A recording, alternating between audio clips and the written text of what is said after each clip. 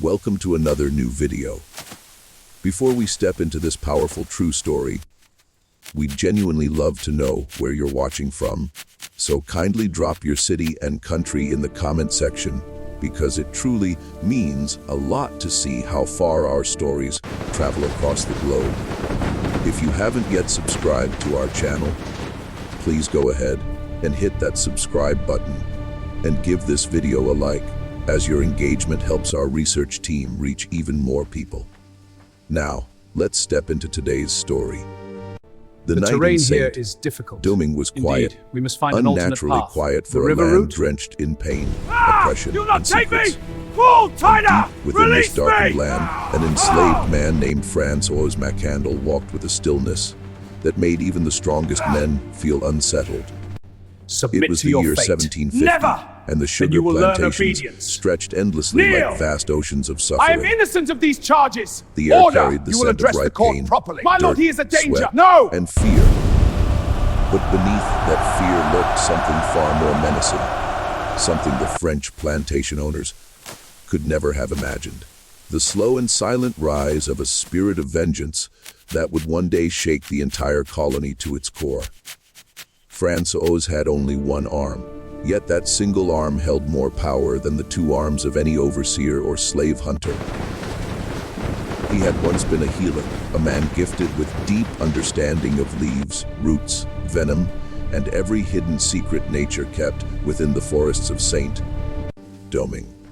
Taken from West Africa as a young boy during a raid, he was sold to French merchants The terrain who here believed is his difficult. knowledge would be Indeed, useful for we must keeping find an alternate enslaved path. The river route? workers healthy enough to You'll not labor. take me! But what they Full never tighter! realized was that Release me! Francois carried something far more dangerous than healing skills. He carried memory, pain, anger, and a vow Submit to whispered your to fate. himself every Never! single night. Then you will A learn vow that one obedience. day Kneel! he would make the land I am drink innocent the of these blood charges. those who had Order! spilled the You will blood address of his the court people. properly. My lord, he is a danger. The No! French saw him as nothing more than a cripple after he lost his left arm in a sugar mill accident. An accident caused by an overseer who forced him to work while completely exhausted. The gears caught his sleeve, crushing his bones until his arm tore away.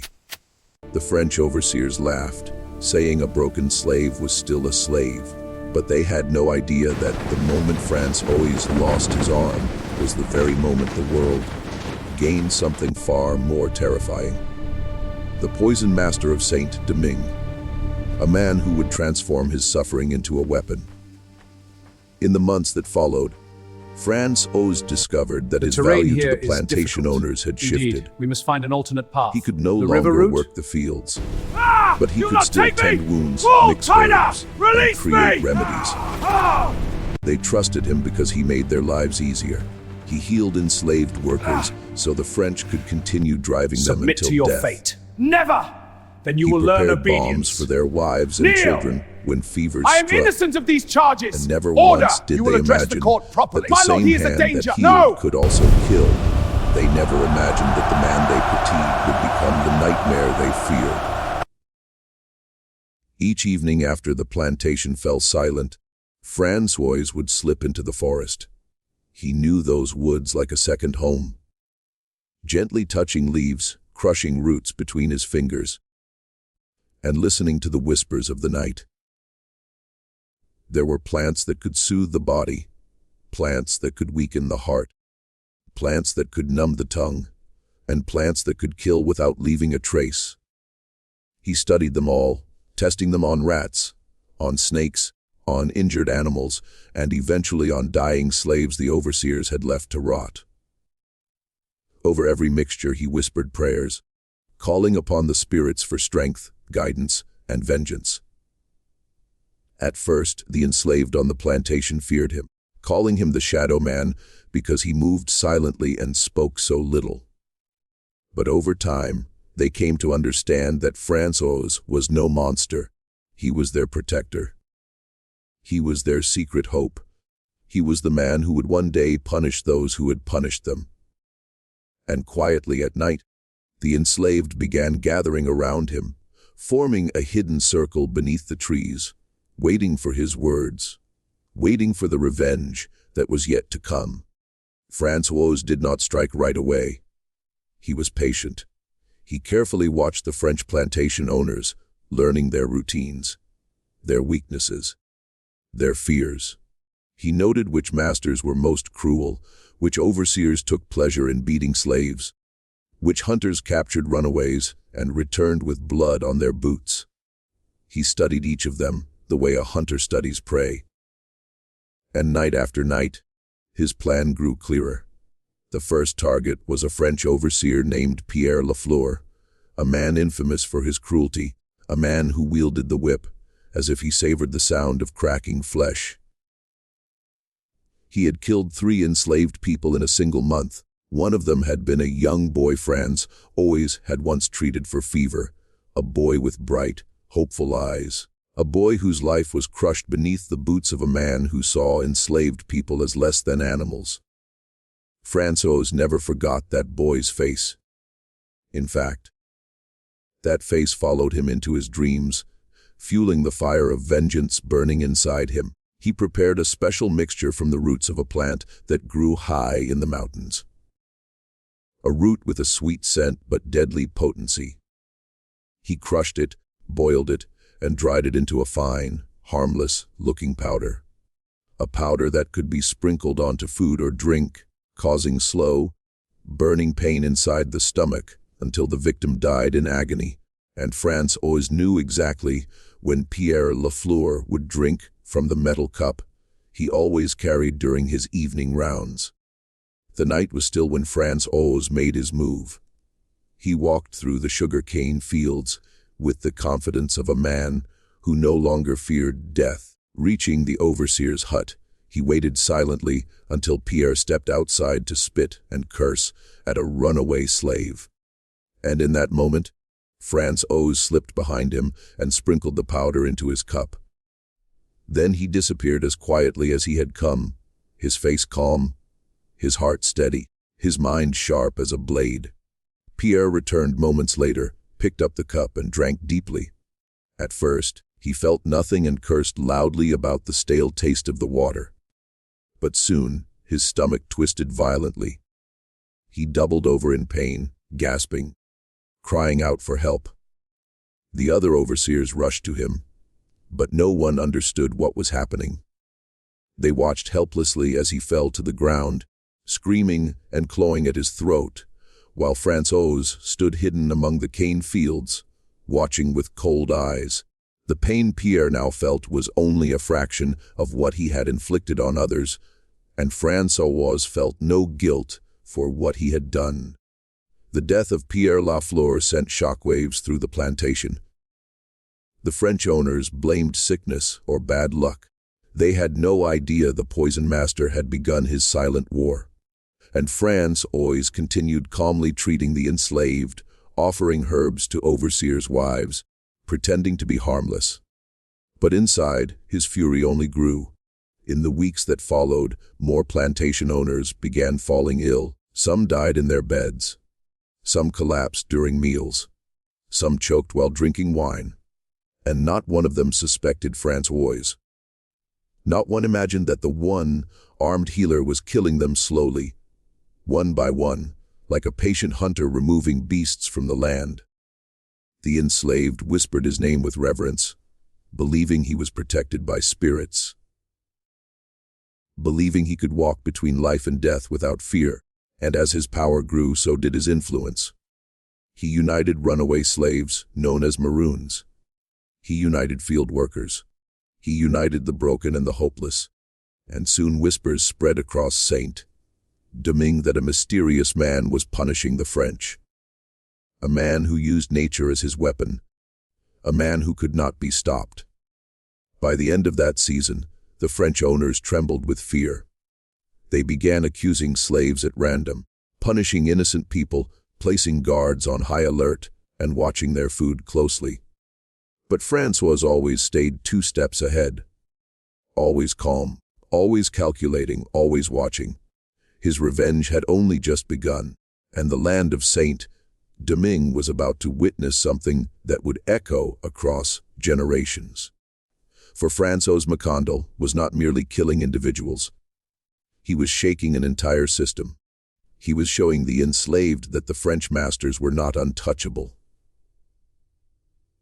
He was proving that the whip could be defeated by the leaf. That cruelty could be answered with intelligence, and that even a man with one arm could become the deadliest force the island had ever seen. This was only the beginning of the storm that would soon engulf the colony. A storm built on pain, courage, and revenge. A storm that would one day push Saint-Domingue toward the path that later created Haiti. A storm born from one man's refusal to bow, and as the moon rose that night, the shadows of the forest seemed to whisper his name. Macandal, the poison master, the man who turned suffering into power. The death of Pierre Lafleur shook the plantation like thunder rolling across the mountains of Saint-Domingue. Yet the French masters refused to accept that anything other than illness had struck him down. They were arrogant men who believed their status shielded them from danger. Men who believed that enslaved Africans were too simple to challenge them. Men who believed power was a permanent blessing rather than a fragile illusion. And because of this blindness, they walked straight into the shadowy trap that François Macandal had begun weaving across the island. Days turned into weeks, and fear among the overseers only deepened. They tried to act brave in front of one another, but in the dark corners of their quarters, they whispered to their wives about strange feelings, that something unseen was stalking them. Something silent and patient, something moving with purpose through the shadows. But never did they suspect that the one armed healer who greeted them with respect every morning was the man behind the wave of unexplained deaths. François continued moving with the same calm presence. He handed out herbs to sick slaves. He offered medicines to injured overseers. He even comforted a French child who had fallen from a horse. But behind that gentle face, a fierce storm of vengeance continued to build. And every night, once the plantation fell silent, he slipped into the forest where his true power awakened. The forest was his sanctuary, his temple, his fortress. The trees whispered secrets to him. The leaves trembled beneath his touch, and the spirits of the land embraced him like a long-lost brother. He felt alive beneath the moonlight, alive in a way he never could under the cruel eyes of overseers, alive with the purpose of retribution. And kneeling at the roots of the largest tree, he whispered prayers to the ancestors who had walked before him, vowing he would not stop until justice was served. François began training a select group of trusted slaves, men and women who had suffered deeply under French rule. People who had lost children, spouses and friends to the whip, the chain, and the bullet. People willing to fight even if it meant death. They met him secretly at night, their faces hidden by darkness, their hearts beating with both fear and hope. And France always taught them what he knew. He showed them which plants could cause intense dizziness, which roots could induce slow fever, which berries could weaken limbs until the body crumpled like dry leaves. He showed them how to crush, mix, boil, and dry nature's weapons. And he carefully instructed them on how to move without being seen. These secret meetings made the enslaved feel something they hadn't felt in years. They felt power. They felt unity. They felt the possibility of reclaiming a part of their stolen humanity. And each time France always spoke to them in that soft, steady voice, their courage grew stronger. But revenge is never without risk, and France always knew the French could not remain blind forever. The more his power grew, the more attention he drew, and the more careful he needed to be. Yet he also understood that his mission was larger than himself. He was not simply killing overseers. He was sending a message to every enslaved person on the island. A message that oppressors could bleed. A message that even the most powerless soul could rise and demand justice. The second man he targeted was a plantation owner named Ian Duval, a wealthy Frenchman infamous for his cruelty, a man who punished slaves by hanging them from trees until vultures circled overhead, a man who beat a pregnant woman to death because she dropped a basket of cane, a man whose heart had long turned to stone, and France always decided this man's end would not be quick. This man deserved a death that echoed the suffering he had caused. He prepared a new poison, far more subtle than the first, a poison made from a mixture of mountain bark and a rare vine growing only in hidden corners of the forest, a poison that caused the victim to slowly lose their ability to breathe, not all at once, but over days, forcing the lungs to tighten like ropes until the body collapsed. And France always knew exactly how to deliver it. Etienne Duval had a habit of drinking a special tea every evening, tea prepared by an enslaved houseworker who trusted France deeply. So on a silent night, he slipped the powder into her hands and told her precisely how much to use. She trembled with fear, but also with excitement, because she had lost 2 children to Duval's brutality. And as she poured the deadly mixture into the teapot, she prayed silently for strength. Duval drank the tea with satisfaction, and as the poison entered his body, he had no idea death had arrived with it. The next morning, he woke coughing violently, struggling to catch his breath. But he blamed it on the cold night air.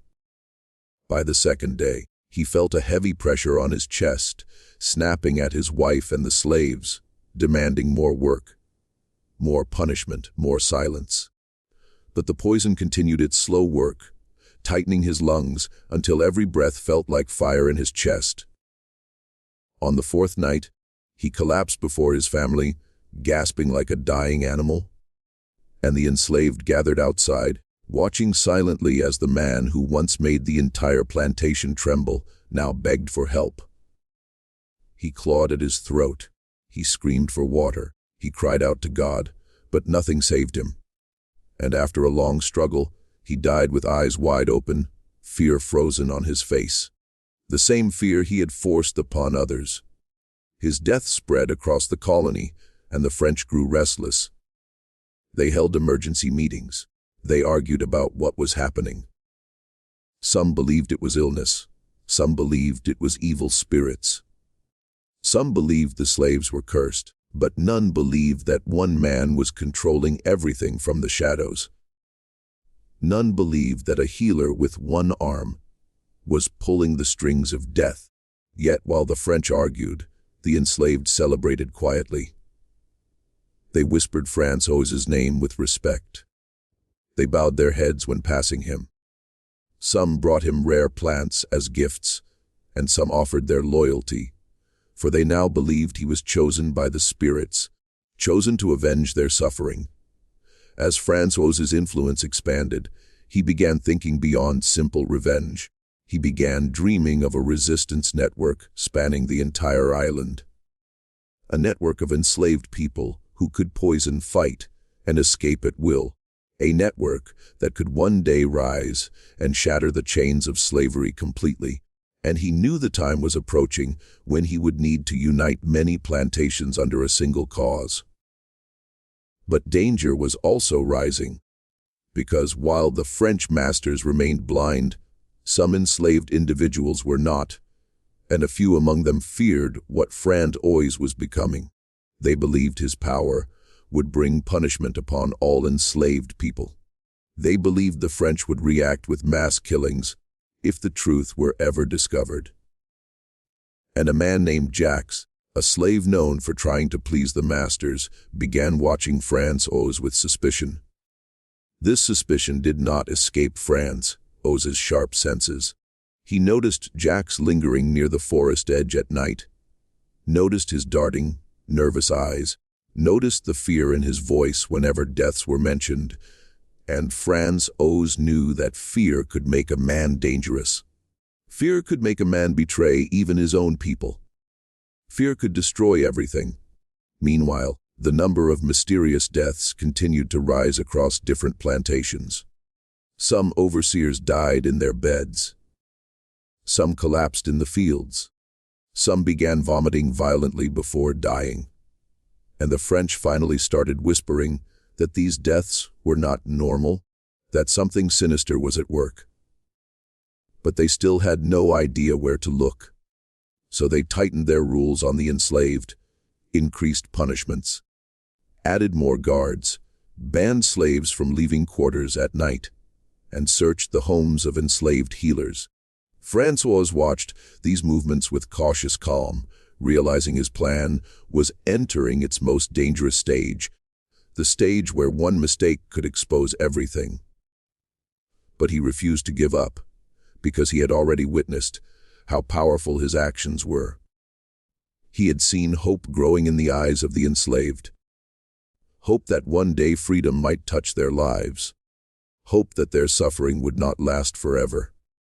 One evening, as the sun disappeared behind the mountains, Francois stood at the edge of the forest, thinking deeply, contemplating the next target, considering the next lesson he needed to teach the French, and weighing the fragile balance of power he was trying to maintain.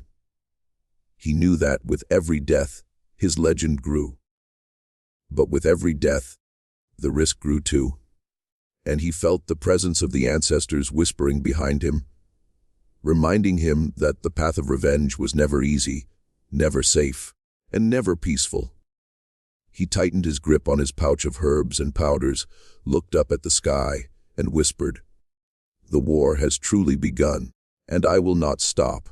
And far away on another plantation, a new victim of his silent war was drinking his evening wine, completely unaware that Francois McCandle had already chosen him for death, and that the shadows of the night were moving toward him.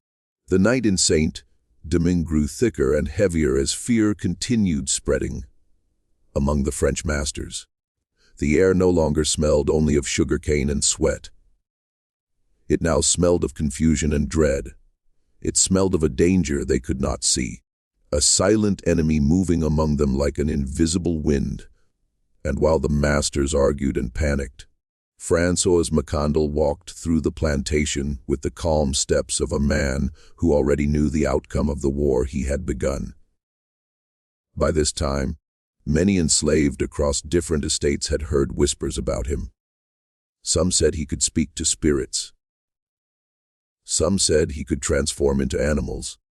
Some said he could vanish into thin air, and others claimed he was protected by ancestors who walked behind him like shadows, guiding his every move. None of them knew exactly what was true, but the mystery made France always even more powerful, because mystery created fear in the French and hope in the enslaved. The next man France targeted was a plantation owner named Baptiste Renard, a wealthy sugar merchant feared not only by his slaves but also by neighboring estates. He was known for punishing slaves by chaining them to the hot iron wheels of the sugar mill, letting the metal burn their skin, while he smoked a pipe and watched them scream. He once beat an elderly slave until the man went blind. And he once threw boiling water on a young girl who accidentally dropped a tray of food. He was a man who believed pain was the only language slaves understood. And France always decided that Baptiste Renard would become a lesson to every master who believed cruelty was strength. Francois did not want his death to be quick. He wanted Baptiste to feel the presence of death crawling toward him slowly, so slowly that every breath felt like a reminder that his power meant nothing, that his cruelty meant nothing, that his wealth meant nothing. He wanted Baptiste to understand what it meant to fear the dark, to fear footsteps behind him, to fear the rustle of leaves in the night, to fear the same things the slaves feared every day. So Francois created a poison unlike the others he had used before. This one made from a mixture of swamp leaves, mountain vines, and a black mushroom that grew in hidden caves. A mixture that caused terrifying hallucinations uncontrollable shaking, rising panic, and intense fear before death. The poison worked slowly, confusing the mind and weakening the body, until the victim became a shadow of himself. And Francois smiled faintly as he prepared it, knowing exactly how well it would work. Baptiste Renard had a weakness that Francois intended to use against him. He loved wine. He drank it every evening after inspecting the fields. He drank it before punishing slaves. He drank it before sleeping. Wine was his comfort and his pride. So Francois used a trusted house slave to slip the poison into a large wine jug kept in the kitchen, the jug that Baptiste alone drank from. On the first night, Baptiste noticed nothing unusual. He drank from the cup and continued shouting orders at his guards. But a few hours later, he felt a strange chill. Even though the night was warm, he looked around his room and thought he saw a shadow standing near the door. A tall, thin shadow with empty eyes. He grabbed a candle and walked toward it, but the shadow disappeared. He cursed loudly and blamed the wine. Then he forced himself to sleep. The next morning, he woke up trembling, his heart beating too fast, his breathing tight, but he still forced himself to walk across the plantation. He yelled at slaves. He inspected crops and he tried to act strong. Yet his hands would not stop shaking.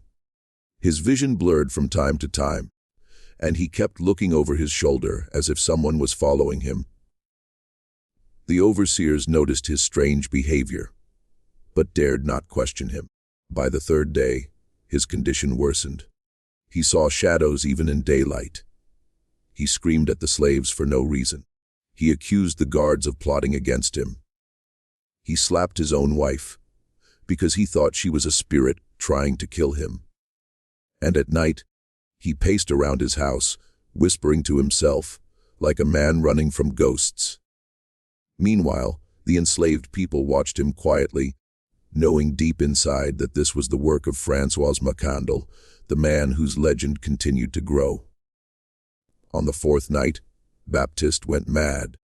He ran out of his house barefoot, screaming that the spirits of the slaves he had killed were chasing him. He ran through the fields like a man escaping hell. He cried out for mercy. He begged invisible figures to leave him alone, and after running for a long time, he collapsed beside the sugarcane, trembling violently and foaming from the mouth. By the time his guards found him, he was already dead, his eyes frozen wide open, staring at the sky as if he had seen something beyond human understanding. The news spread quickly, and the masters of Saint-Domingue were thrown into deeper fear. They no longer believed the deaths were natural. They no longer believed they were accidents. Now they whispered about poison, about rebellion, about something dark moving among them. But they still had no idea who was responsible. And the fear of the unknown made them more dangerous. They began whipping slaves for the smallest mistakes. They banned healers from preparing herbs. They locked slaves in their huts at night. They had doubled the guards. They imported hunting dogs from Europe to track runaways.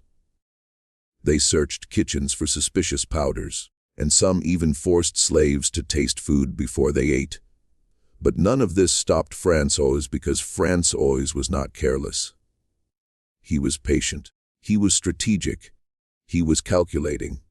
And he used the fear of the French as a weapon against them. Meanwhile, tension among the enslaved also grew because Jacques, the man who feared Francois's growing influence, started spreading whispers that Francois was bringing danger to them all. That the French would kill many enslaved if they ever discovered the truth. That Francois was too bold and too reckless.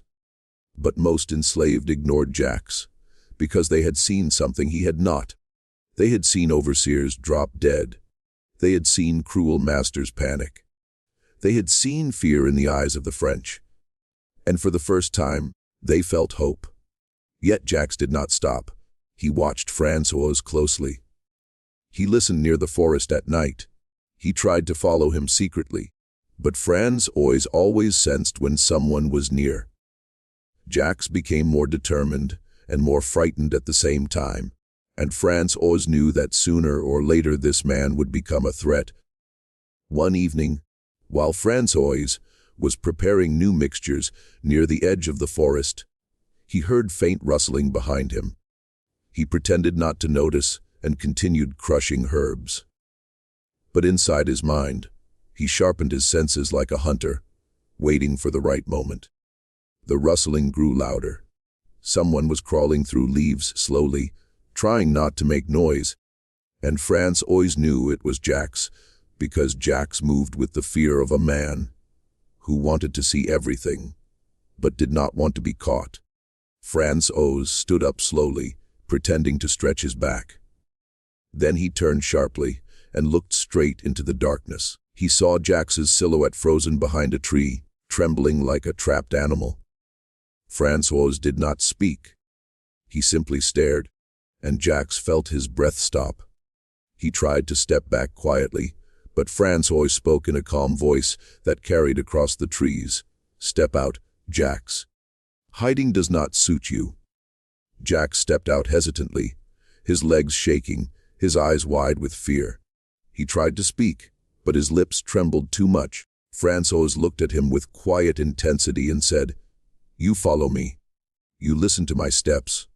You think I do not know, but the spirits walk with me, and they tell me everything."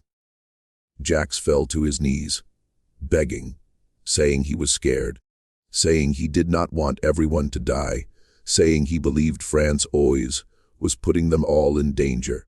But Francois only sighed softly, because he knew fear could twist a man until he lost all sense of loyalty, all sense of courage. Francois knelt beside Jacques and spoke gently. "Jacques, do you think the French will ever spare us? Do you think they will ever give us peace? Do you think obedience will save us from the whip? They will kill us whether we fight or not. But if we fight, we choose how we die. And if we are lucky, we may even choose how we live."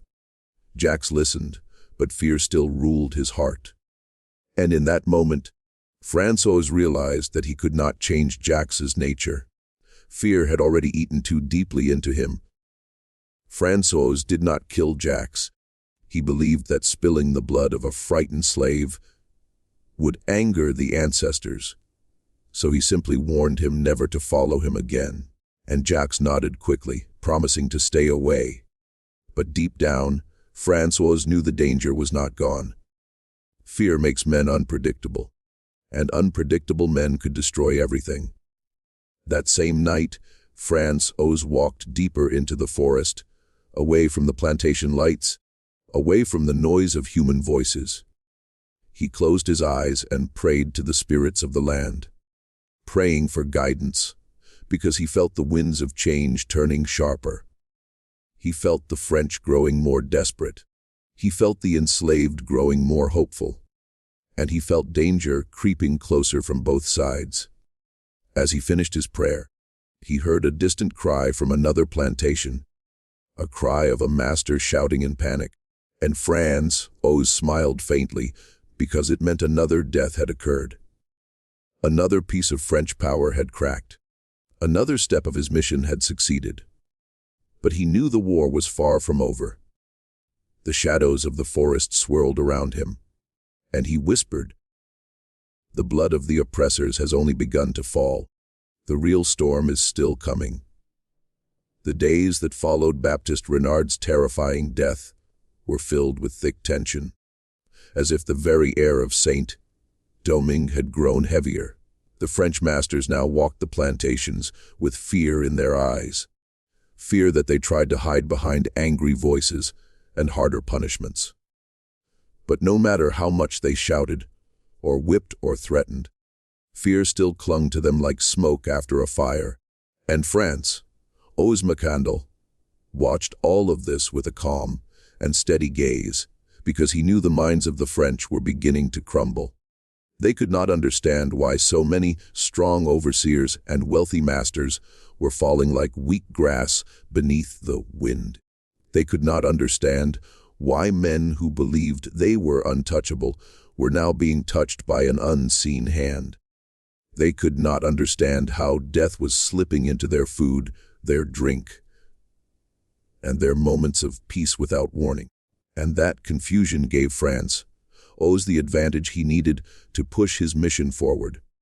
By now he had built a small but loyal network of enslaved people across many plantations. People who carried messages at night. People who delivered herbs and powder secretly. People who spread courage among the enslaved and fear among the masters. And these people trusted him deeply because they had seen proof of his power. They had seen cruel men fall. They had seen overseers tremble. They had heard rumors that even the governor of the colony was worried. And they knew that Francois was the center of a growing storm. Yet Francois also knew that the storm was not strong enough. He knew he needed to send a bigger message, a message that would echo far beyond a single plantation. A message that would travel from the mountains to the sea, a message that would make the French tremble every time they heard his name. So he began planning something far more daring, something that required patience, skill, and absolute precision. His next target was a man named Henry Lair, a wealthy plantation owner who lived in a large estate near the mountains, a man who had the reputation of being one of the harshest slave owners in the northern part of Saint-Domingue. He prided himself on discipline and punishment. He prided himself on breaking the spirits of rebellious slaves. He prided himself on having the most obedient workers in the region. And he believed no slave would ever dare challenge him because he ruled with fear and iron strength. Henry Lair was not an easy man to reach. His estate was well guarded. His house servants were closely watched, and he rarely interacted with slaves unless he was delivering punishment. But what made him vulnerable was something he believed made him strong: his arrogance. Because arrogant men often feel so secure that they leave small cracks in the walls of their own safety. Cracks that only a patient mind like Francois could see. Francois discovered that Lair had a habit that only a few people knew about. Every evening, he would sit on the balcony of his grand house and chew on a special blend of dried leaves mixed with honey. A mixture imported from Europe.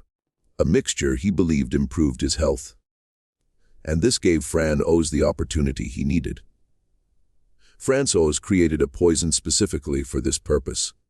A poison that worked slowly like roots growing beneath the soil. A poison that entered the blood gently and caused weakness, confusion, and collapse long before death came. A poison that could not be detected by smell or taste.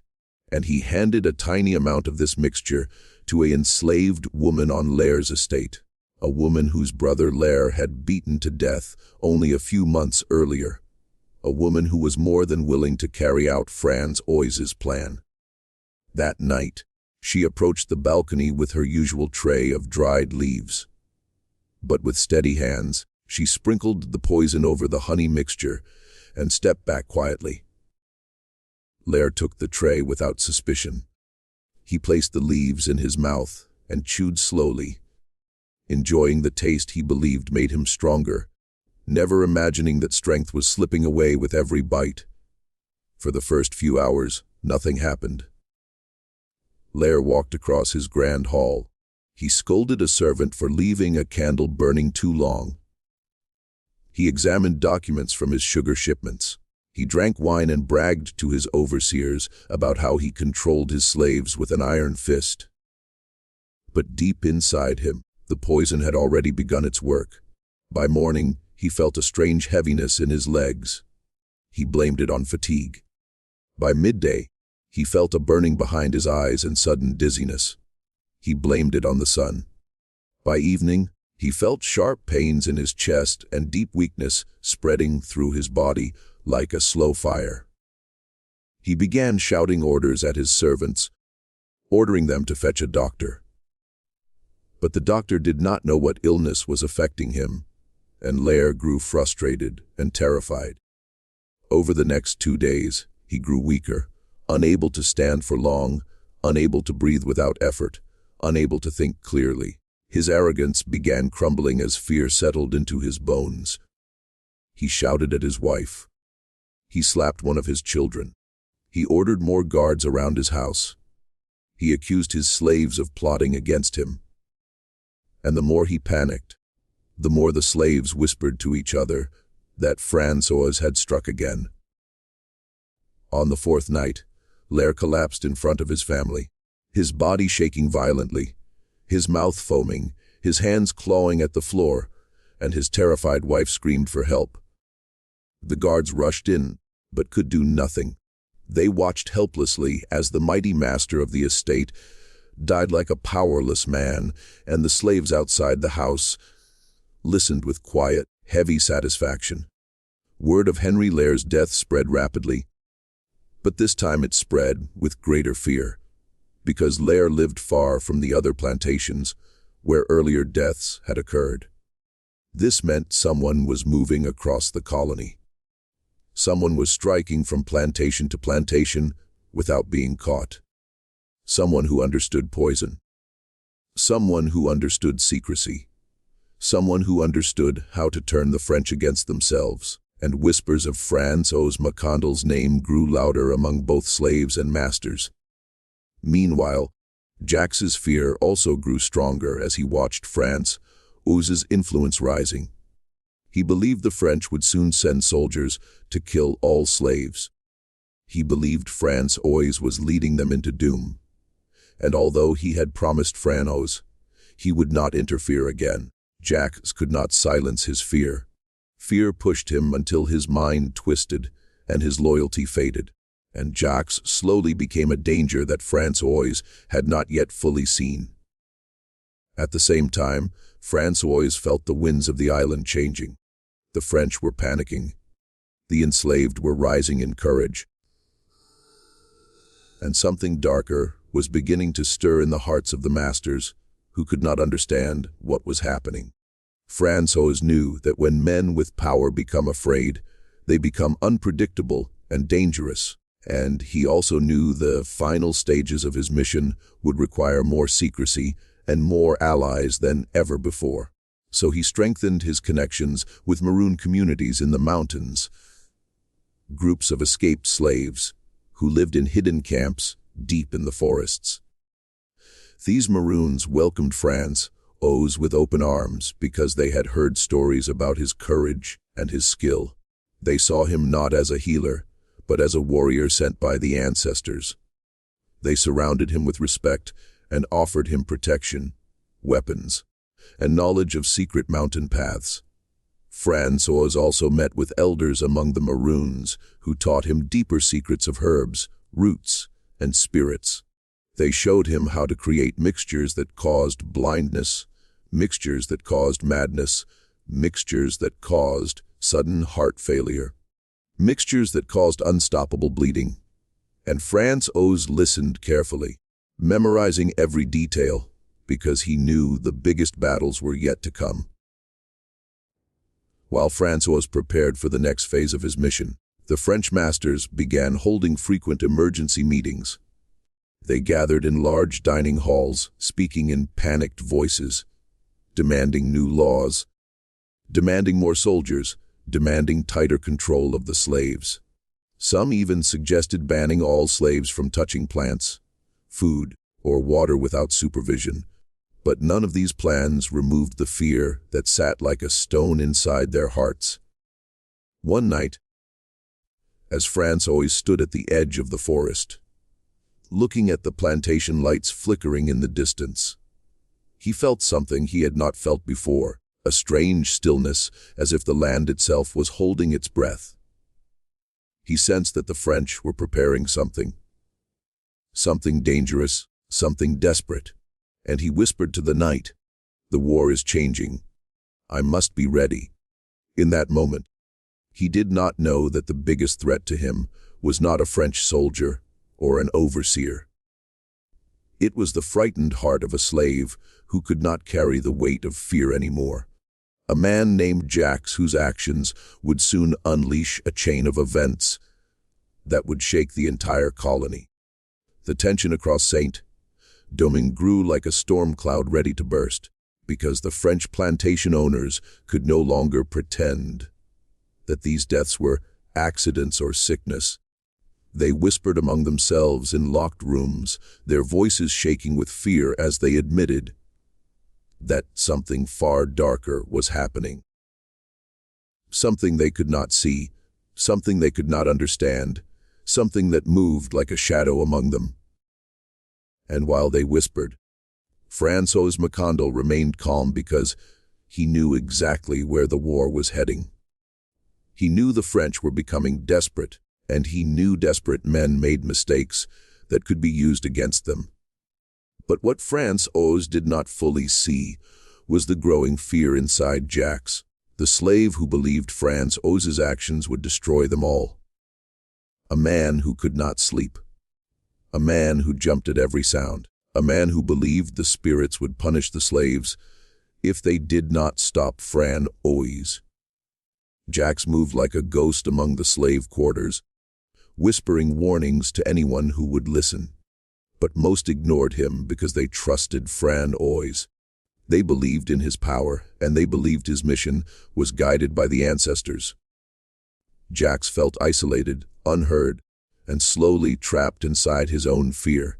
And fear can twist a man until he is willing to betray even those who share his suffering. So Jax began thinking of something he had once promised never to do. He began thinking of speaking to the French. He began thinking that maybe if he revealed what he suspected, the French might spare him. He began thinking that he could save himself even if others suffered. And this dangerous thought grew inside him like a vine around his heart. While Jax struggled with his fear, François continued meeting with the Maroons in the mountains, strengthening alliances, sharing knowledge, and planning the next phase of the resistance. The Maroons respected him deeply and saw him as a man chosen by the spirits to wage a silent war against slavery. They believed his courage and intelligence, gave the enslaved people hope, and they promised to stand by him when the time came for open rebellion. François also continued teaching slaves on various plantations how to prepare different mixtures, not for revenge alone, but as a form of survival and defense. He taught them how to heal wounds, how to hide when danger approached, how to move through the forest without leaving footprints. And many listened with gratitude because they had suffered too long without any form of protection. But every rising movement has a breaking point, a moment when danger and betrayal collide. And that moment began on a night when Jax's fear reached its highest peak. He had seen another overseer collapse earlier that day, a strong man who had beaten 2 slaves the previous week.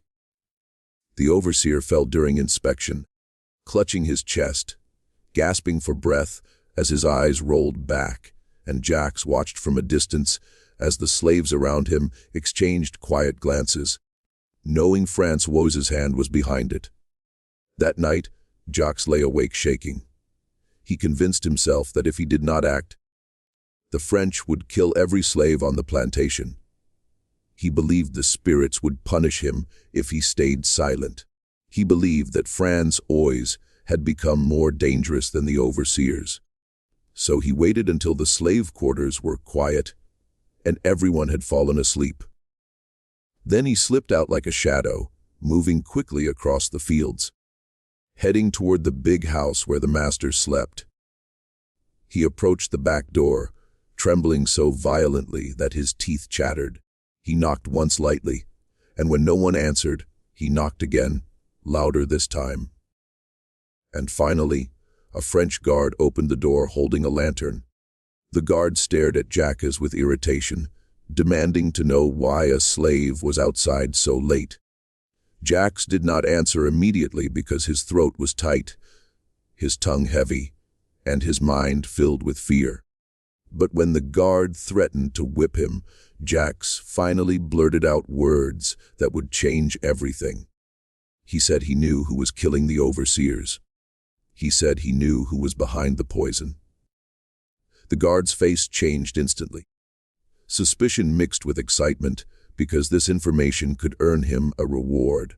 He grabbed Jax by the arm and dragged him into a dim hallway where two overseers were drinking. The guard told them what Jax had said, and the overseers leaned forward with cold eyes, commanding Jax to reveal everything. Jax's voice trembled as he spoke. He told them he had seen Franz always walking into the forest at night. He told them he had seen herbs and powders around him. He told them he had heard slaves whisper Franz Oz's name whenever a master died. Jax did not know all the details. He guessed many things. He exaggerated some things, and he created some things out of fear. But everything he said painted Franz always as the center of the poison network. And the overseers believed him instantly because they needed someone to blame. They needed a target. They needed a way to feel in control again. The overseers ordered guards to follow Jax quietly to prove his words. They forced him to lead them toward Franz Oz's usual forest path, and Jax obeyed with shaking legs because he knew he had crossed a line that could not be undone. He felt guilt rise inside him like a burning fire, but fear pushed him forward. Fear convinced him that betrayal was survival. Meanwhile, Francois, unaware that betrayal had begun, was deep inside the forest, mixing herbs for a new plan. He intended to strike a French official known for ordering the deaths of dozens of slaves. He knew this next strike would cause shock waves across the colony. But even as he crushed the leaves, he felt a strange disturbance in the air, as if the forest was trying to warn him. The wind felt heavier. The sounds felt sharper, and he sensed danger approaching. Franz always had trained his mind to listen, not only to the sounds he could hear, but also to the silence between them. And on this night the silence sounded wrong, too thick, too wide, too unnatural. So he paused, lifted his head slowly, and listened, his heart steady yet alert. And after a moment he heard footsteps far behind him. Soft, but not soft enough for the forest to hide. He knew immediately these footsteps did not belong to animals or maroons. They belonged to armed men. And as he listened more carefully, he heard whispers too. Whispers of fear, whispers of anger, whispers of men hunting someone. And Francois knew they were hunting him. He quickly gathered his mixtures and placed them in his pouch. Then he slipped deeper into the forest where the shadows grew thicker. He did not run. He moved with controlled speed, knowing exactly where every tree root lay, knowing which paths were safe and which were traps. The forest was his ally, and he trusted it with his life. The guards reached the clearing where Francois had been. They found crushed leaves, strange powders and marks on the ground, proof that someone had been working there, proof that Jax had not lied. And the overseers who came with them felt a surge of satisfaction, because now they finally had a target. They finally had a direction for their anger. They finally had a name: Francois McCondle. They ordered the guards to search the forest, to spread out, to find him before he escaped, and torches lit the dark trees with angry flames. The forest came alive with the sound of hunting dogs and shouting men, and Jax stood behind them, trembling with guilt, as he realized the spirits might punish him for what he had done. Francois moved through the forest with incredible skill, but he knew he could not avoid the search forever, because the French had brought many men and dogs. He also knew that if he escaped and the French realized Jax had betrayed him, they would kill Jax and many innocent slaves. And although Francois was filled with righteous rage, he did not want innocent blood to spill because of his mission. The search continued through the night, and just before dawn, the guards saw movement near a rocky path leading toward the mountains. They chased the shadow they saw, and although Oz tried to disappear into the deeper forest, one moment of misstep caused a dry branch to snap under his foot. The sharp sound cut through the silence like a signal, and the dogs lunged toward the noise with fierce barking. Oz ran now, using every ounce of strength in his body. But the dogs were close. The guards were shouting, and before he could reach the narrow path that led to a hidden cave, a net was thrown from the side, entangling his feet and knocking him to the ground. He struggled. He fought hard with his one arm. He kicked with all his might. But more guards rushed toward him, pinning him down, striking him, beating him until he could no longer resist. They dragged him out of the forest, bruised, bleeding, but still alive, and Jacques watched with shaking hands as Oz was tied tightly with ropes and thrown onto a wagon. The overseers celebrated loudly, claiming they had finally caught the devil of Saint Domingue, the poison master who had brought fear to the French, the man who had killed so many overseers. As the wagon rolled away, Francois lifted his head slowly and looked around, his eyes burning with calm fire. He saw Jacques hiding behind the guards, trembling like a leaf in the wind, and their eyes met. Jacques felt a coldness run through him, because he saw no hatred in Oz's gaze, only disappointment, deep and heavy disappointment. And that hurt Jacques more than any whip ever could. The guards took Oz toward the main city, where the French officials prepared to interrogate him, torture him, and force him to confess. And the news of his capture spread quickly across the colony, bringing fear to many slaves, but also anger and determination, because they believed Oz's mission could not end with chains. And as Oz sat inside the wagon with ropes burning into his skin, he whispered quietly to himself, "The war is not over. Not yet. Not ever. Because as long as one enslaved soul breathes, the fire of freedom will continue to burn." The journey to the main city, where the French officials held their courtrooms, felt endless as Oz Macandal lay, bound inside the wooden wagon. His wrists rubbed raw by the tight ropes, his ankles bruised from the struggle, and his face carrying the marks of several blows from the guards. Yet inside his heart there was no fear, only a steady flame of determination that refused to be crushed. The flame of a man who believed his mission was not just for himself, but for every enslaved soul across Saint Domingue.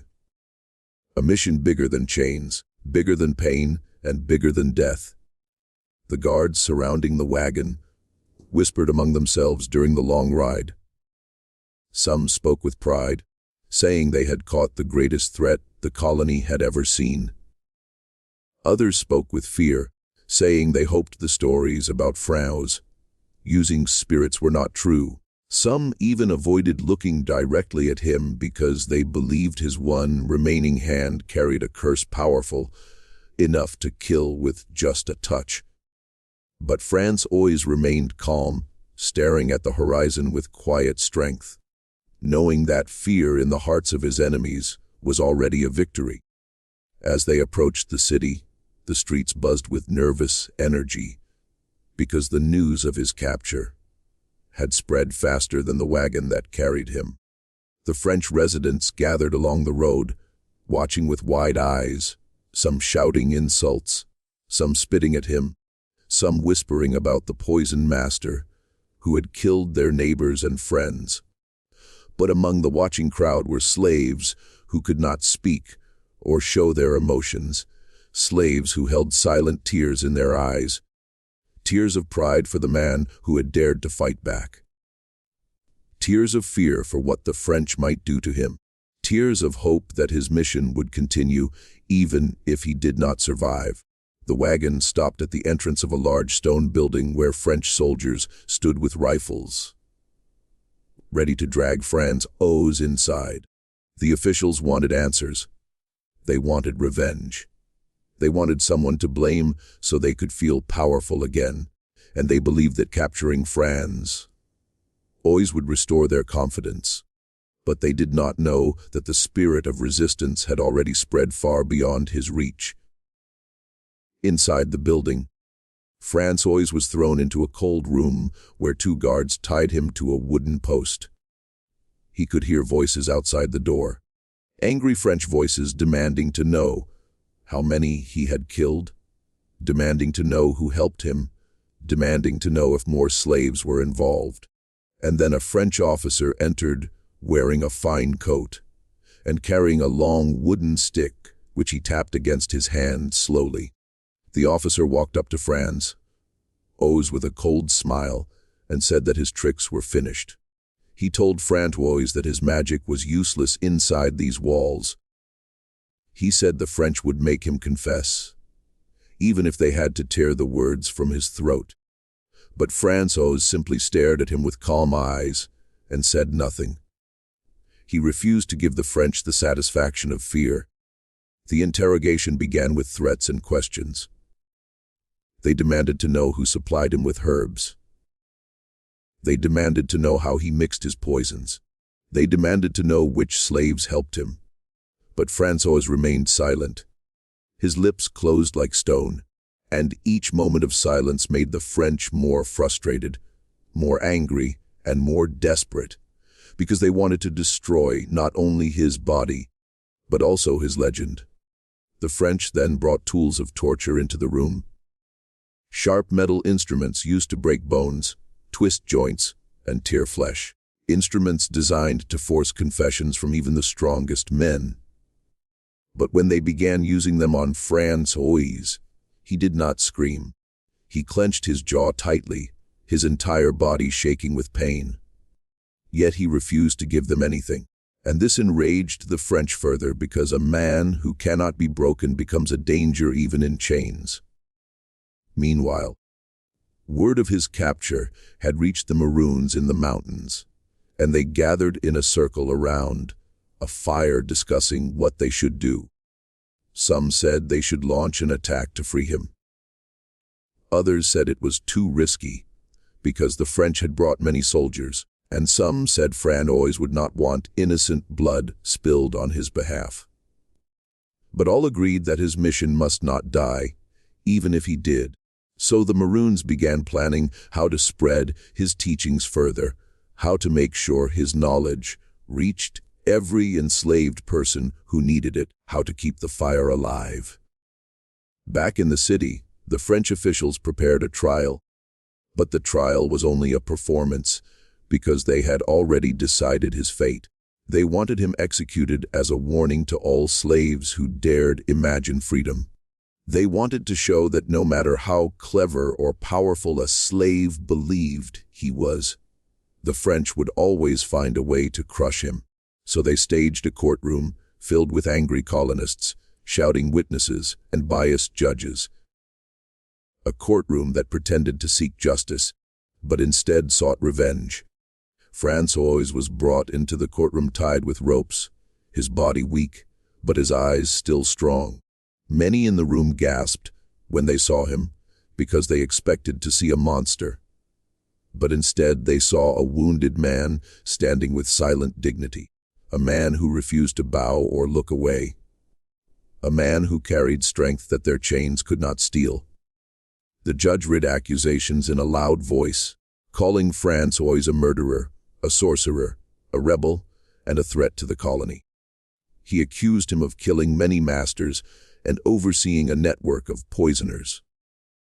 He accused him of trying to overthrow the French rule. And when he demanded that Francois confess, Francois simply lifted his head proudly and said, "The land will remember everything." His words caused the courtroom to explode in anger. Colonists shouted that he should be executed immediately. Overseers shouted that he should be burned alive. Women screamed that he had cursed their families, but the slaves who secretly stood outside listening felt a rush of courage, because even in chains, Francois spoke like a free man. The judge ordered that Francois be sentenced to death by fire, a punishment used for slaves accused of rebellion or sorcery. They wanted to make his death slow and painful. They wanted to scare the slaves into obedience. They wanted to erase his influence forever. But they did not know that sometimes fire does not destroy a legacy. It strengthens it. While Francois waited in his cell for the day of execution, he closed his eyes and thought about everything he had done. He remembered the enslaved men and women who stood beside him in the forest. He remembered the Maroons who risked their lives to protect him. He remembered the innocent slaves who died at the hands of cruel masters. He remembered the children taken from their mothers, the elderly beaten for moving too slowly, the women assaulted by overseers, and his heart felt heavy, but not broken. He whispered prayers to the ancestors, thanking them for guiding him, asking them to continue protecting the enslaved, asking them to help his people rise when the time came. And as he prayed, he felt a calmness settle over him, a calmness that made him unafraid of death. Outside the city, the news of his coming execution spread like wildfire. Slaves whispered about it in the fields, in the kitchens, in the canemeals, and in the hidden corners of the night. Some cried, some clenched their fists in anger.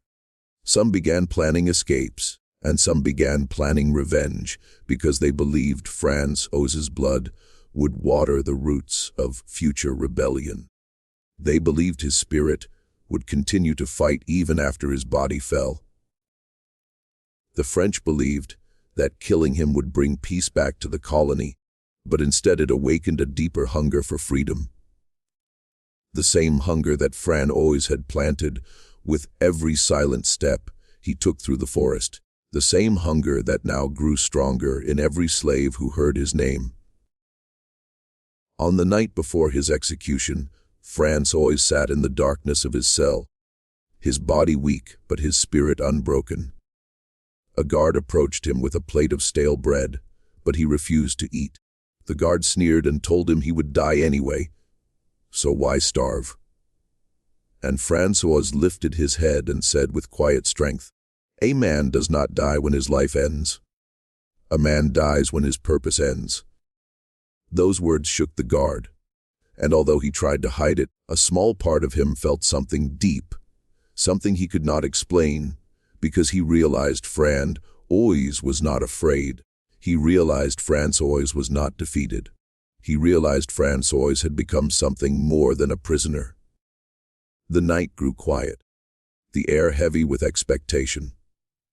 The drums of the Maroons echoed faintly in the distant mountains. The whispers of slaves drifted through the dark fields, and the French soldiers sharpened their weapons, preparing for the spectacle they believed would restore their power. But the spirits of the land stirred with a different purpose. The ancestors gathered around Francois as unseen witnesses, and the island itself seemed to hold its breath for what was coming next. Francois closed his eyes and whispered softly, "The fire will not end me. It will free me." And as the moon rose slowly above the city, the final stage of his destiny moved closer with every passing heartbeat. The morning of the execution arrived with a sky that looked strangely quiet, the sun rising slowly, as if it too feared what was about to happen, and the entire city gathered near the large wooden platform where Francois Macandal was to be burned alive. The French believed this public death would restore their control and crush the growing fear that had been tightening around their hearts like a rope. But deep inside the crowd moved hundreds of enslaved men and women who stood silently, hiding their emotions, hiding their tears, hiding their rising anger, because they knew this day was not the end of Francois Macandal. This day was the beginning of something far greater. The French soldiers led Francois from his dark cell, his body weakened, but his spirit still unshaken, his steps steady even though he had been tortured for days. his eyes calm even though he knew pain awaited him. And people gasped as he walked past them because they expected to see a broken man begging for mercy. But instead they saw a figure who carried himself with the strength of a warrior, the calmness of a prophet, and the dignity of a king. And whispers passed through the crowd like a secret wind, saying that Francois was protected by spirits. They tied him to a tall wooden stake in the center of the platform, ropes digging into his skin, his one arm secured tightly, his feet bound. And the French officials stood proudly in front of him, pretending this was justice, pretending this was victory, pretending that killing this one man would erase the fear that had spread through the plantations. But in their eyes there was still something trembling, something almost invisible. The last remnants of doubt that perhaps they were not as powerful as they believed. As Francois looked out over the crowd, he saw slaves standing in the back, their heads slightly bowed as if in mourning, but he also saw something burning behind their eyes. Something fierce, something bright, something alive. And he felt a wave of pride rush through him, because he knew the seeds he had planted were growing stronger. He knew the fire he had started inside their hearts would not be extinguished by his death. A French priest stepped forward, reading prayers loudly, asking Francois to confess, asking him to repent, asking him to beg for forgiveness. But Francois simply lifted his chin and stared at the sky, because he knew his spirit belonged to the ancestors, not to the French. And he whispered a quiet prayer in his native tongue, calling upon the spirits of the land to receive him. The crowd grew restless as the executioners approached with torches. Some French colonists shouted insults, calling him a devil, calling him a murderer, calling him a demon. But many slaves clenched their fists, fighting back tears, fighting back anger, fighting back the urge to scream, because they knew the French were watching their every move. The executioners dropped burning bundles of straw at the base of the wooden stake, and smoke began to rise slowly, drifting upward like a silent message to the sky. And Francois closed his eyes briefly, not from fear, but from acceptance. Acceptance that his mission had reached its final stage. Acceptance that his body would return to the earth, while his spirit would rise far beyond the reach of chains. The flames grew hotter and stronger, crackling and hissing as they crawled up the wooden pole. The heat began to touch his legs. His clothes began to burn. Yet, Francois did not scream. He did not beg. He did not tremble. Instead, he opened his mouth and shouted words so powerful that they startled even the French soldiers. He shouted that he would return. He shouted that they could burn his body, but not his soul. He shouted that his spirit would rise in the mountains, in the forests, and in the hearts of the enslaved until freedom came to the land. The slaves in the crowd felt chills run through their bodies because they believed his words. They believed he spoke with the authority of the ancestors, and some even whispered that the fire itself bent away from him for a moment, as if respecting his courage. The French officers grew angry at these whispers and ordered more straw and more fire to be added, trying desperately to silence him, trying to erase the power of his last words. Suddenly, a strange thing happened. As the flames rose higher, a loud cracking sound echoed across the platform. The ropes around Francois snapped. His burning clothes fell away in pieces, and for a brief moment, his body slipped free from the stake. The crowd gasped. Some screamed. Others believed a spirit had intervened. The slaves began murmuring prayers, and even the French soldiers froze because they could not understand what they were seeing. According to many accounts, Francois did not fall into the fire. He slipped to the side and landed on the ground outside the burning circle. Some claimed he transformed into an animal. Some said he became smoke. Some swore they saw him crawl into the forest. And the French panicked, believing he had escaped through magic, believing that the poison master had slipped from their grasp, even in the moment of death. And chaos erupted around the platform as soldiers ran in every direction searching for him. The French leaders quickly ordered the crowd to remain silent. They claimed Francois was dead. They claimed the fire had consumed him. They claimed the body had simply fallen apart from the heat. But no slaves believed these lies. They knew what they had seen. They knew Francois had escaped the fire, even if only for a moment.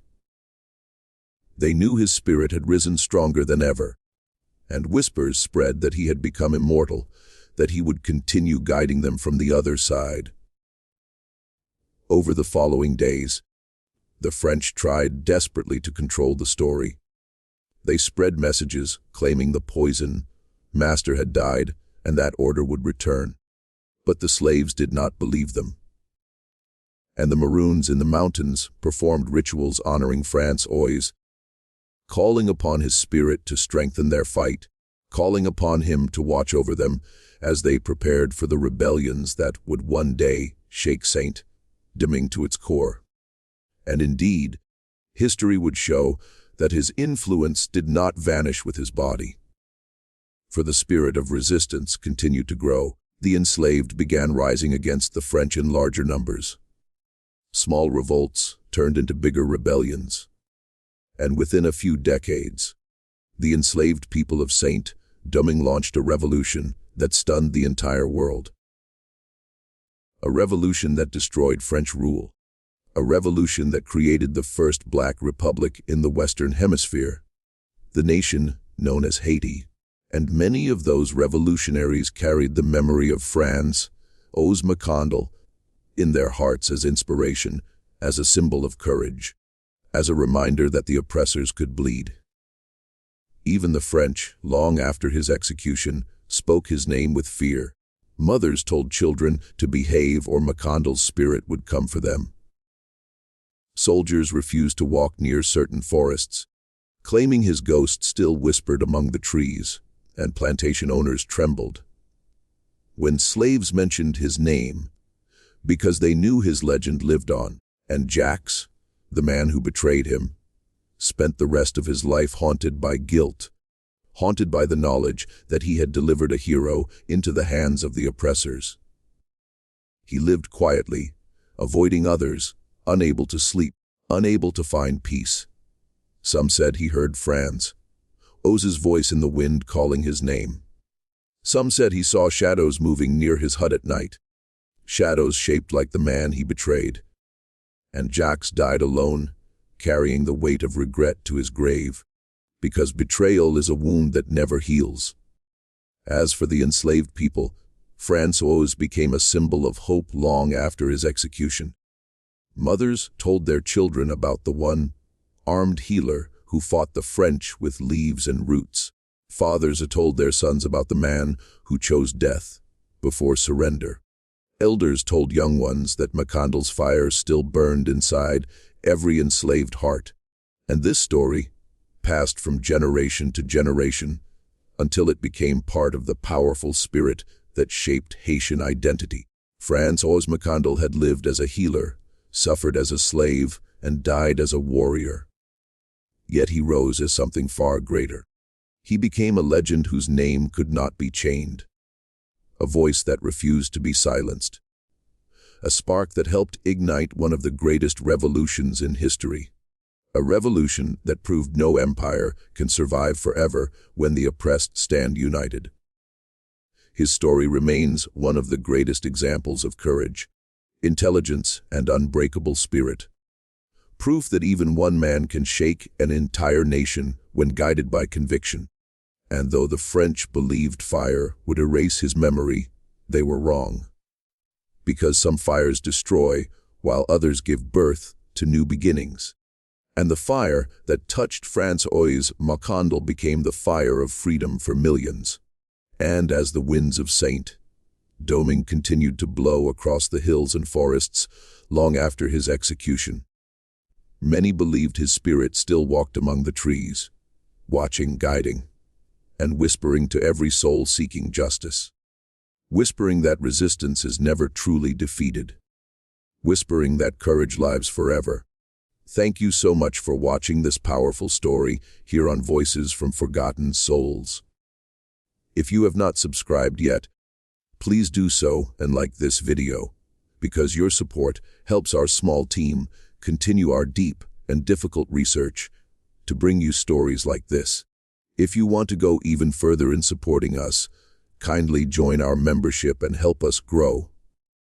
And if you have any gift for us, our PayPal link is in the video description. We truly appreciate your love and support, and we do not take any of it for granted.